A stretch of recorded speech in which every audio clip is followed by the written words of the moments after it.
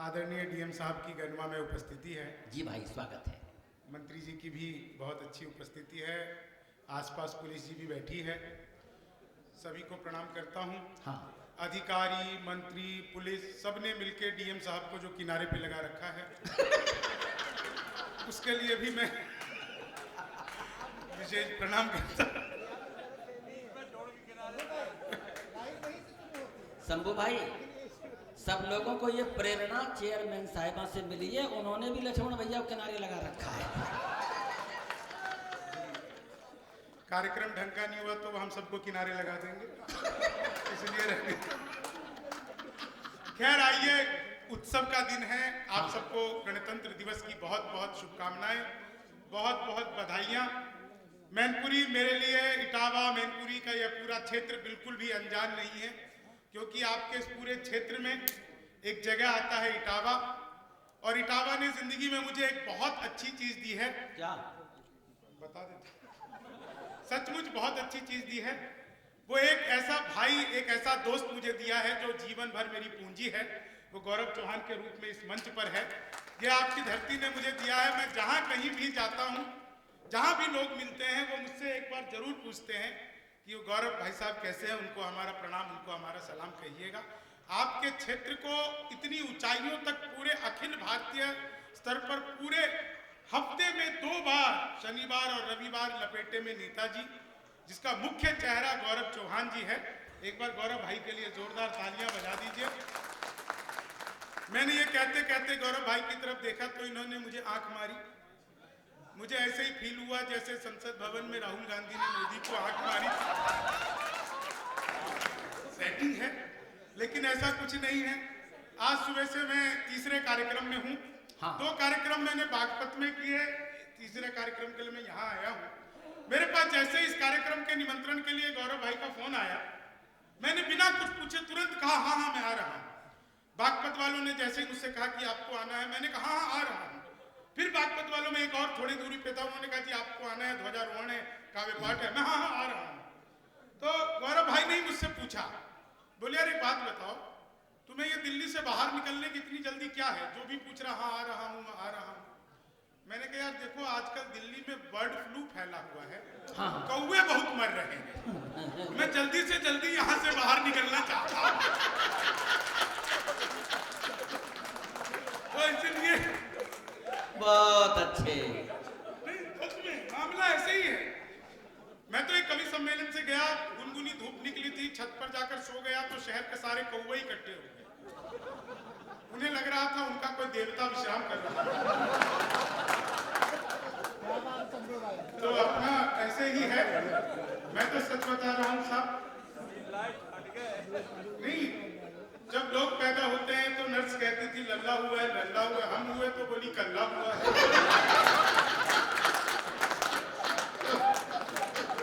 तो मामला ही अद्भुत है। वाह। मैं मूल रूप से मंत्री जी बिहार का रहने वाला। वहां शराब बंद हो गई तो मैं दिल्ली रहने लगा।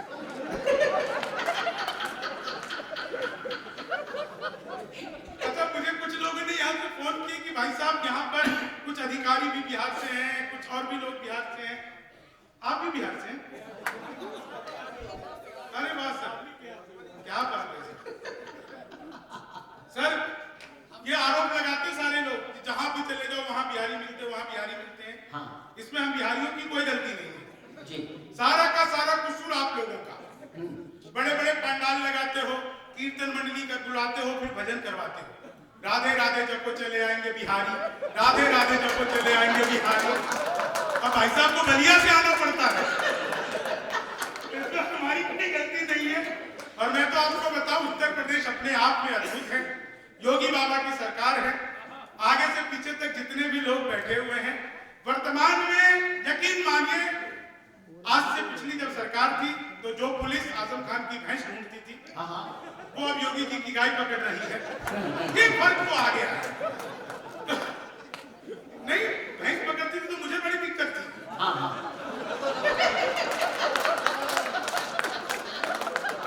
कहीं छोटा समझ के पकड़ ले। चलो तुम। अच्छा, पुलिस भी हंस रही है। मैं प्रणाम करता हूँ सर। पुलिस जब भी हंसती है हाँ हाँ। तो बहुत अच्छी व्यवस्था करती है। अच्छा, ये अच्छा लगा। मैं समझ रहा था पुलिस जब हंसती है तो शिकंजा कसती है। नहीं, सच बता रहा हूँ। मैं जब दिल्ली से रास्ते में आया तो पूरे रास्ते में कम से कम 15 जगह पे पुलिस सहायता केंद्र थे। हाँ। एक भी जगह पे अध्यापक सहायता केंद्र, नेता सहायता केंद्र नहीं था। 15 जगह पे पुलिस सहायता केंद्र थे। डीएम साहब, इसका अर्थ होता है जब भी आप पुलिस सहायता केंद्र के पास से गुजरे तो उनके सहायतार्थ हाँ। कुछ करें। 100-200 रुपए का भुगतान करते हुए ताकि पुलिस की सहायता हो सके। तो पुलिस का तो मामला अद्भुत है। मैं पुलिस को विशेष प्रणाम करता हूँ और उत्तर प्रदेश की पुलिस को सचमुच करता हूँ। ये वो पुलिस है जो मुंह से आवाज करके गोली दाग देती है, इसलिए पुलिस का विशेष सम्मान करना चाहिए। गणतंत्र दिवस, हाँ क्या कह रहे हैं? गोली चला क्या? पुलिस ऐसी है जो खुल्ला कहती है पुलिस सहायता केंद्र। ऐसा मैं तो देख रहा हूँ आधे घंटे से डीएम भी ऐसी है।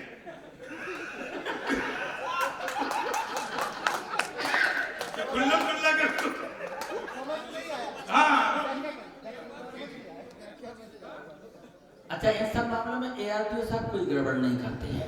अच्छा, खैर आप 4 लाइनें सुनिए। बहुत अच्छी ऑडियंस, बहुत अच्छे श्रोता। हाँ। थोड़ी देर के लिए तनाव को भूल जाइए। मैं जानता हूँ आपने अंगार सुना, हाँ।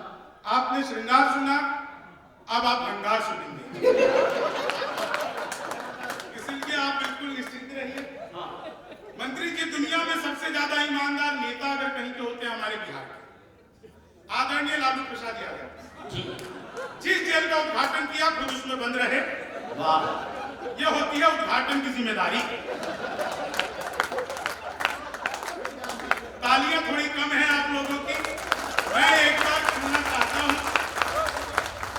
अभी कोरोना का काल हम लोगों के बीच से बस चला ही गया है। यहाँ देख के किसी को लग नहीं रहा है, सिवाय 2 अधिकारियों के। यही दोनों मास्क में हैं। पहली बार अधिकारियों को खाने पीने से रोकने का बेहतरीन तरीका है कि मास्क पहना दो, नहीं तो हिंदुस्तान की कोई भी व्यवस्था अधिकारियों को खाने से नहीं रोक पाई। सिर्फ यही एक व्यवस्था है तो अधिकारियों, आप लोग जिस तरह से ताली बजा रहे हैं, मैं जानता हूं आप लोगों ने कितना खिलाया होगा।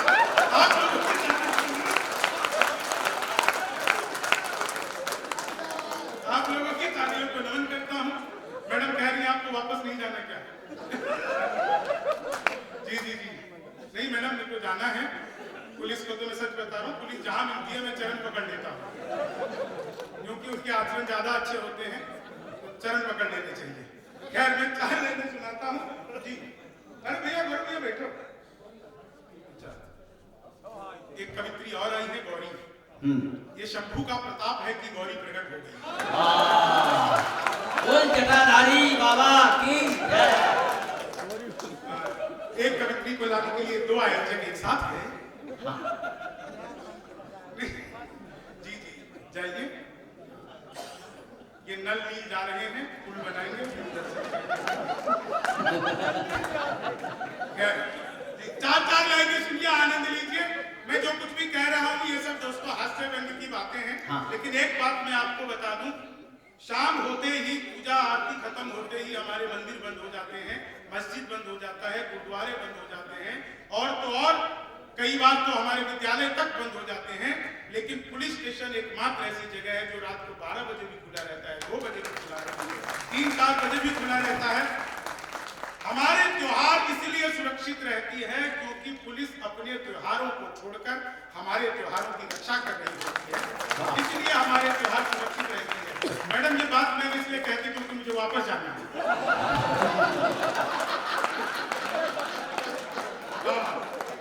मैं बिहारी हूँ, मूर्ख नहीं।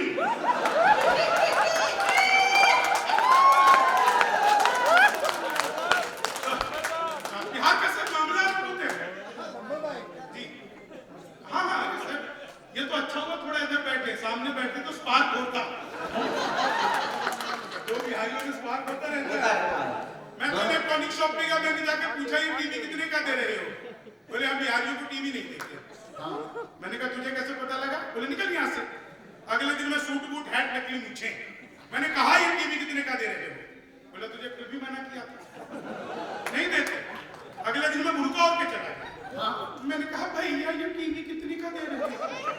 बोला भाई साहब आपको 2 दिन से मना कर रहा, आप बिहारियों को टीवी नहीं देते। मैंने कहा मत दे, लेकिन ये बता तुझे पता कैसे लगता है मैं बिहारी हूं? बोला बेटा जिसे तू टीवी कह रहा है वो माइक्रोवेव है। ये जो माइक्रोवेव को टीवी बताने का कॉन्फिडेंस बिहार लेके आया, ये बिहार का मामला अद्भुत है। भारी संख्या में महिलाएं हंस रही हैं, देखकर बहुत अच्छा लगा। महिलाएं इस देश की शक्ति है, पुरुष सहन शक्ति है, तो मुझे बहुत अच्छा लग रहा है। मैं सच बता रहा हूं, मैं एक आविष्कार हमारे विश्व में हुआ, कॉपी पेस्ट। डीएम साहब सुनिएगा, कॉपी पेस्ट का आविष्कार हुआ और यह आविष्कार हिंदुस्तान में हुआ और यहाँ की महिलाओं ने किया जी। वो नीचे वाले होठों पर लिपस्टिक लगाती है, ऊपर 2 बार पप पप पप पप करती है, हो जाता है कॉपी पेस्ट। तो कॉपी पेस्ट का मामला बिल्कुल ऐसे ही है। मुझे तो बहुत अच्छे से याद है गौरव भाई, वो एक लड़का लड़की के पीछे हाथ धोकर पड़ गया। सुनो बिल्कुल मजा आ जाएगा। एक लड़का लड़की के पीछे हाथ धोकर पड़ गया। बात तब संभली जब लड़की ने मुंह धोकर दिखाया। तो मामला अद्भुत है। 4 लाख सुनिए कोरोना काल की, बस ऐसे ही आप लोग आनंद लेते रहिएगा। कोरोना का एक ऐसा समय बीता जब हमारे जहां जाओ वहीं सैनिटाइजर, वहीं सैनिटाइजर। मैं तो मंदिर गया, पुजारी जी ने सैनिटाइजर दिया, मैंने चमरानी समझकर छाटा। टेस्ट अल्कोहल जैसा। मैंने कहा एक बार और दोगे क्या? बोले चंद्रामृत एक ही बार मिलती है। मैंने कहा यार बिहारियों को इससे भी वंचित कर रखा है, वहां भी बनती यहाँ भी बनती। लेकिन साहब कमाल है, उत्तर प्रदेश हमारे यहाँ शराबबंदी हुई, योगी बाबा आए कबाब बंदी करवा दी। हाँ ऐसा हुआ था, आपको याद होगा। और एंटी रोमियो पहला काम, आज मैं यही से शुरू करता हूँ, पहला काम किया योगी बाबा ने एंटी रोमियो। जैसे जूलियट की कोई गलती ना हो, आधार कार्ड मिलवा के स्कूलों के बाहर, आप लोगों को पता ही होगा। मैंने 4 लाइनें लिखी, बस यहीं से आप लोग आना है। एंटी रोमियो, उत्तर प्रदेश, योगी बाबा और 4 लाइनें कि जुल्फों में उंगलियों को पिराने नहीं देते, जुल्फों में उंगलियों को पिराने नहीं देते, कलियों के पास भंवरे को जाने नहीं देते, कलियों के पास भंवरे को जाने नहीं देते। इतनी सी शिकायत है हमें योगी आपसे, खुद से न पटी हमको पटाने। इतनी सी शिकायत है हमें योगी आपसे, खुद से। और देखो आप लोग भी 3-4 कवियों को सुन के कवि तो बन ही गए होंगे। आखिरी लाइन आप खुद बोल दोगे। मैं उत्तर प्रदेश में हूँ, मैक्सिमम यही की थी। मुझे नहीं पता कि किस पार्टी पक्ष के लोग बैठे हैं। हालांकि विधायक होते तो पहचानना मुश्किल था, लेकिन मंत्री है तो मैं समझ गया कि भाजपा से ही होंगे। विधायक होते तो पहचानना मुश्किल होता कि भाई किस पार्टी से किस पक्ष से। लेकिन आप लोग अपने राजनीतिक दुशाले उतार कर सुनिएगा। मैं 4 लाइनें सुनाता हूँ, अंतिम आप लोग खुद बोलेंगे कि कुछ चोर आए कईयों की चोटी चुरा गए, बाबा धकाई कितनी लंगोटी चुरा गए, जनता ने जब चुराने का मौका नहीं दिया, अखिलेश जी बंगले की कोठी। जनता ने जब चुराने का मौका, तुम तोड़ो वादा और हम निभाते रहेंगे, नाराजगी ऐसे भी हम जताते रहेंगे, जब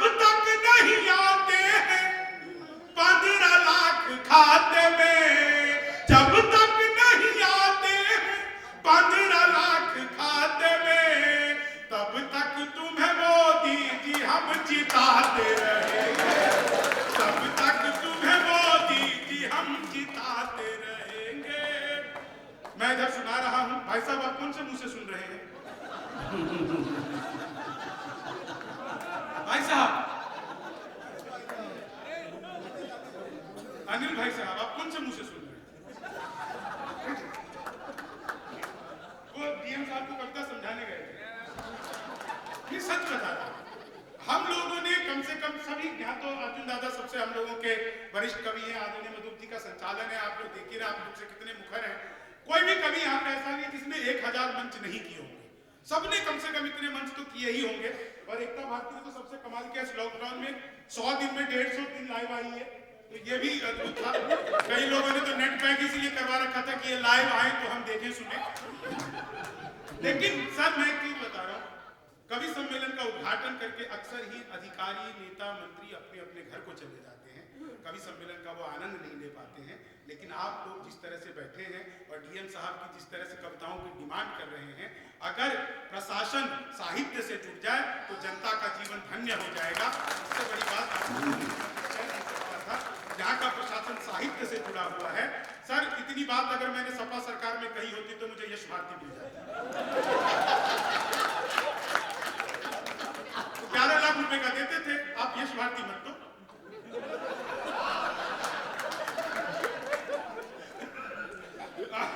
लेकिन सुनिएगा, 4 लाइनें सुनिए, बहुत आप लोग सचमुच आनंद से सुन रहे हैं। ज्यादा मत छेड़ना, जो तय है वो भी नहीं मिलेगा।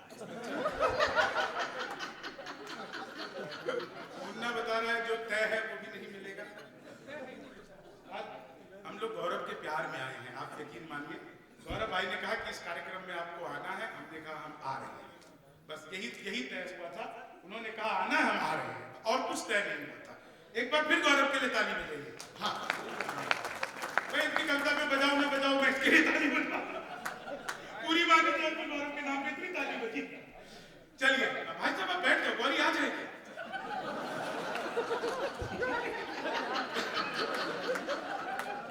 भाई साहब गौरी आ जाए ना तो आप बैठे रहे, इतने फेरे अगर उसके आसपास लोगे तो 3-4 में तो हमारे यहाँ शादी हो जाती है। इधर घूम रहे उधर बैठे, आ जाए, कहीं नहीं जाएगी। उसका भी तय है, इसलिए आप बिल्कुल निश्चित रहे। 4 लाइनें सुन के आनंद लीजिए। 4 लाइनें। हाँ। ख्वाबों में तेरे रंग कोई पिंक नहीं है, ख्वाबों में तेरे रंग कोई पिंक नहीं है, और पास तेरे अपनी कोई थिंक नहीं है। राहुल को लगी ठंड तो मोदी ने ये कहा, आधार से रजाई तेरी लिंक नहीं है, आधार से भगवान मेरा साथ आप यूं भी निभाना, किस्मत के खेल में मुझे ऐसे भी जिताना। राहुल की तरह चाहे बीत जाए जवानी, लेकिन बुढ़ापे में अनुप जलोटा बनाना, लेकिन बुढ़ापे में अनुप जलोटा बनाना, चीनी को जमा करके फिर से गन्ना बना दूं। मैं तो अद्भुत कभी क्लास में अध्यापक आया, बोले कौन बेवकूफ है, खड़ा हो जाए, तो वहीं खड़ा हो गया। बोले तुम बेवकूफ हो, मैंने कहा नहीं सर, आप अकेले खड़े अच्छे नहीं। दोस्तों हमारे पास जो होता है हम वही बांटते हैं, सच्चाई यही है। हमारे पास जो होता है हम वही बांटते हैं। अगर आपके पास धन नहीं है, आप धन नहीं बांट सकते। अगर आपके पास प्रेम नहीं है, आप प्रेम नहीं बांट सकते। मेरे भीतर इतना हास्य है कि मुझे हर चीज में हास्य नजर आता है, इसीलिए मैं हास्य बांटता हूँ। और मैंने तो 4 लाइनें लिखी भी थी कि मनहूस से चेहरों को सदा डांटता हूँ मैं, गम की बदलियों में भी खुशी छांटता हूँ मैं, भाता नहीं मुझको कोई चेहरा उदास सा, बस इसलिए ही सबको हंसी बांटता हूँ। बहुत अच्छे। जी सुनिएगा साहब, धारा 377 आरटीओ साहब मैंने सीख लिया, बोला मैंने इस बार ठीक है। चलो बिहारी साहब कोई नहीं, सुनिएगा साहब, ये आनंद होता है जब तक आप लोग अपने ऊपर हंसना नहीं शुरू करेंगे, दुनिया आपके ऊपर हंसेगी। जिस दिन हम अपने ऊपर हंसना शुरू कर दें, दुनिया हमारे ऊपर गर्व करती है। आज भले ही किसान आंदोलनों में कुछ भी बात चल रही हो, लेकिन सर्वाधिक संपन्न अगर कोई कौम हमारे देश में है तो वो पंजाब के ही लोग हैं, और सबसे ज्यादा चुटकुले अगर किसी पर बने तो पंजाबियों पर ही बने हैं। इसलिए हमारे ऊपर हमें खुद हंसना आना चाहिए, ताकि दुनिया हमारे ऊपर ना हंसे, हम अपनी कमियों को समझ सके। एक ताली बजाई, मैं पटना में सुना रहा था, सुनो, 45 मिनट तक सुनाता रहा, किसी ने ताली नहीं बजाई। 45 मिनट बाद कोने में बैठे बाबा ने ताली बजाई, तो मैंने पूछा बात समझ आ गई? बोले बेटा मैं तो तंबाकू कूट रहा हूँ। तू लगा रहे? तो भाई ने तंबाकू कूटी होगी, मुझे ताली लगी। वही है, सावन के अंधे को सब हरा हरा दिखाई देता है, कवियों को हर चीज में ताली ही दिखाई देती है और कुछ नहीं दिखता। धारा 377 भाई साहब, लिमका समझ के लाए थे माजा निकल गया,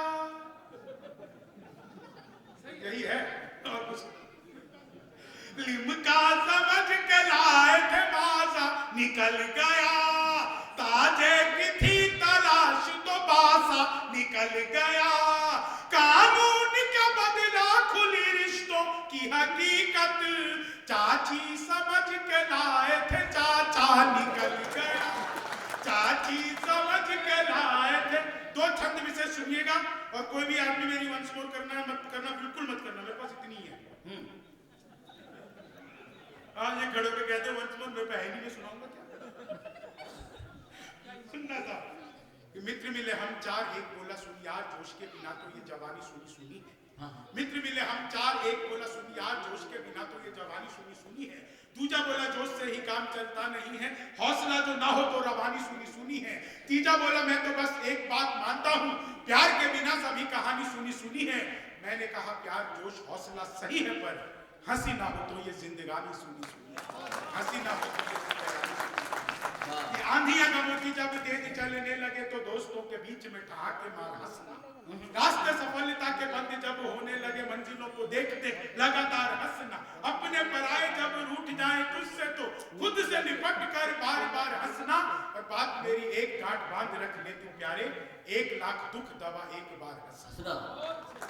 एक छंद और सुनाता हूँ और स्वागत कि मोदी सीमा पे, मैं बिहार का हूँ, भाई साहब भी बिहार के हैं। देखिए सर ऐसे ही होता है, पता लग गया, ज्ञान में वृद्धि हो गई, आप मंत्री से भाई साहब हो गए।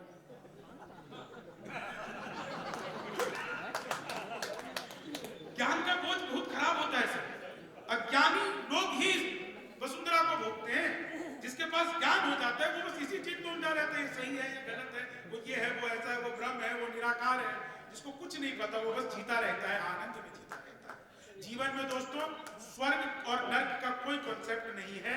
जिस समय आपके भीतर में किसी के कार्य को, किसी के किए गए कार्य को करने के बदले में बेहतरीन ऊर्जा आ रही होती है, पॉजिटिव एनर्जी आ रही होती है, आप स्वर्ग में होते हैं, आपके किए गए काम से नकारात्मकता आती है, आप नर्क में होते हैं।